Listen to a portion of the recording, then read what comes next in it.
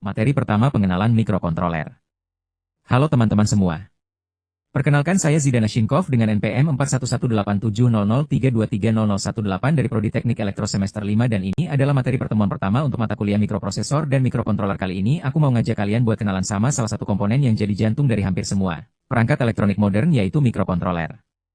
Mungkin banyak dari kita nggak sadar, tapi alat-alat seperti mesin cuci otomatis, lampu sensor gerak, sampai robot line follower, semuanya bisa bekerja karena adanya komponen kecil ini.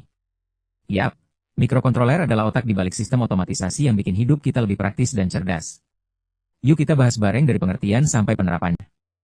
1. Apa itu mikrokontroler? Secara sederhana, mikrokontroler adalah sebuah chip elektronik yang di dalamnya sudah terdapat prosesor, CPU, memori, dan jalur input-output, I/O, dalam satu kemasan. Berbeda dengan komputer biasa yang bisa melakukan banyak hal sekaligus, mikrokontroler didesain untuk menjalankan satu fungsi spesifik, contohnya mengatur kecepatan kipas otomatis atau menyalakan lampu saat gelap. Jadi, mikrokontroler itu seperti komputer mini yang berdiri sendiri, bisa berpikir dan mengambil keputusan berdasarkan program yang kita tulis. Canggih kan? 2. Struktur dan bagian utama mikrokontroler.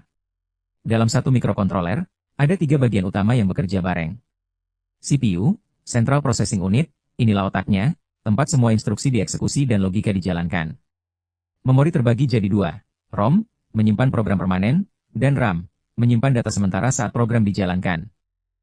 I/O port jalur keluar masuk sinyal dari dan ke dunia luar, misalnya sensor suhu, tombol, motor, atau LED.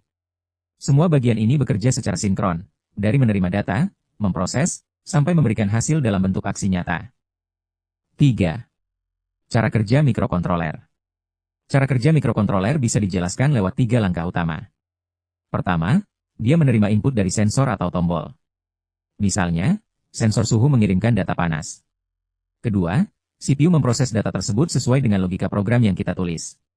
Ketiga, hasilnya dikirim ke output, bisa berupa menyalakan kipas, menampilkan angka di LCD, atau menyalakan lampu LED. Semua proses ini terjadi sangat cepat, bahkan dalam hitungan mikrodetik. Makanya, mikrokontroler bisa merespons kondisi di sekitarnya hampir seketika. 4. Contoh dan jenis mikrokontroler. Mikrokontroler punya banyak keluarga dan jenis. Yang paling populer untuk pembelajaran adalah Arduino, karena mudah diprogram dan punya banyak contoh proyek.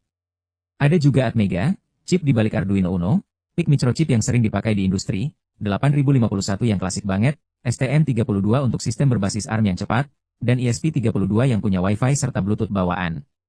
Walau beda merek dan spesifikasi, prinsip kerjanya tetap sama, baca input, proses data, lalu hasilkan output.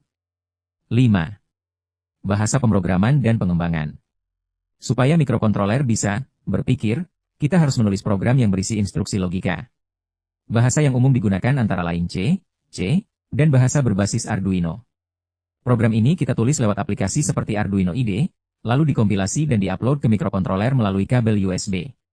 Misalnya, hanya dengan beberapa baris kode, kita bisa nyalain LED berkedip, baca sensor suhu, atau bahkan kendalikan motor servo. Kuncinya adalah logika dan kreativitas. Makin banyak eksperimen, makin keren hasilnya. 6. Penerapan mikrokontroler dalam kehidupan. Sekarang bayangin deh, hampir semua teknologi modern pakai mikrokontroler. Contohnya di smart home untuk menyalakan lampu otomatis, robot line follower untuk lomba teknik, termometer digital, mesin cuci, drone, sampai kendaraan listrik. Bahkan alat sederhana seperti penghitung botol atau dispenser air otomatis juga berbasis mikrokontroler. Artinya, satu chip kecil ini bisa punya peran besar banget dalam kehidupan kita. 7. Kenapa kita harus belajar mikrokontroler? Belajar mikrokontroler bukan cuma soal coding, tapi juga melatih cara berpikir logis, sistematis, dan kreatif. Dengan memahami mikrokontroler, kita bisa menciptakan solusi nyata untuk masalah di sekitar kita, dari sistem keamanan rumah, alat monitoring suhu ruangan, sampai proyek IoT yang bisa dikendalikan dari HP. Jadi, mikrokontroler bukan cuma komponen belajar, tapi juga pintu masuk menuju dunia teknologi. Jadi, itu tadi pengenalan tentang mikrokontroler, otak kecil yang mengendalikan begitu banyak hal di sekitar kita. Mulai dari pengertian, struktur, cara kerja, sampai penerapannya di dunia nyata. Semoga video ini bisa bantu kalian memahami dasar-dasar mikrokontroler dan bikin semangat buat eksplor proyek-proyek baru ke depannya.